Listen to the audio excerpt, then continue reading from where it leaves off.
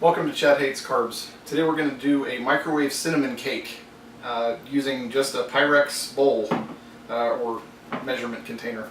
So let's get started. This one is really easy. We have 1 tablespoon of melted butter in here. We're going to take 2 tablespoons of double cream. I'm just using heavy whipping cream in this case. So 2 tablespoons of that. And then we're going to take 2 eggs, slap them in here. And then we're going to beat them all together using a whisk. If I can get this out of here. So we're going to beat this up. Really simple. Let's get that all whisked together. So then to that we're going to add a cup of almond meal. And this, shouldn't say almond meal. This is going to be, I'm adding almond flour in this case. Sometimes people conflate those. They're not exactly the same thing, so we're going to try it with almond flour because that's what I have here today. So we've got a cup of almond flour. We have 1 dessert spoon of xylitol. I'm not exactly sure why it calls for a dessert spoon as opposed to a real measurement, but that's what it called for, so that's what I'm going to put in. And that was a little bit of a heaping teaspoon, heaping dessert spoon or whatever. Xylitol is one of those things that I generally don't use because it is makes for some interesting GI concerns, at least for me and in my family. So we're going to try it. We're going to see how it works. And then we're going to add 1 teaspoon of baking powder. And then we're going to add 1 teaspoon of cinnamon. And we're just going to mix all that in.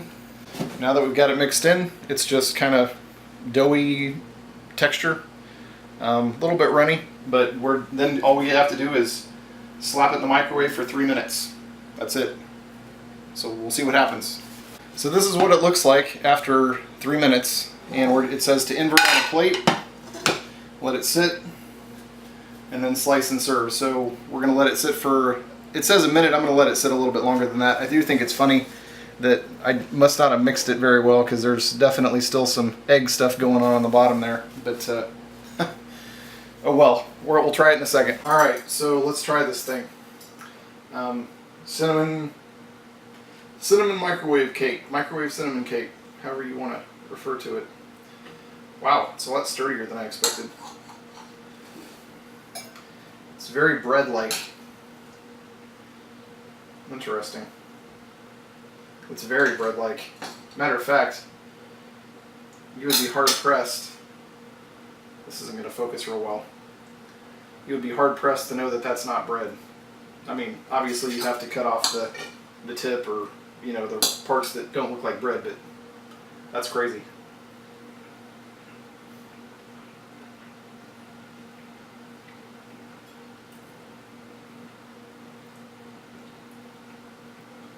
It's not very sweet at all.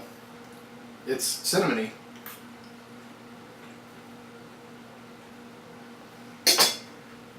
It's got really good texture. I mean, it's like eating bread. I mean, that's amazing. Just how bread-like that texture is. That's phenomenal. That's literally the closest I've ever seen to any sort of bread stuff that I've made. At least that I can remember. I'm getting old, so my memory's not so good. Wow. That's really good. Really good.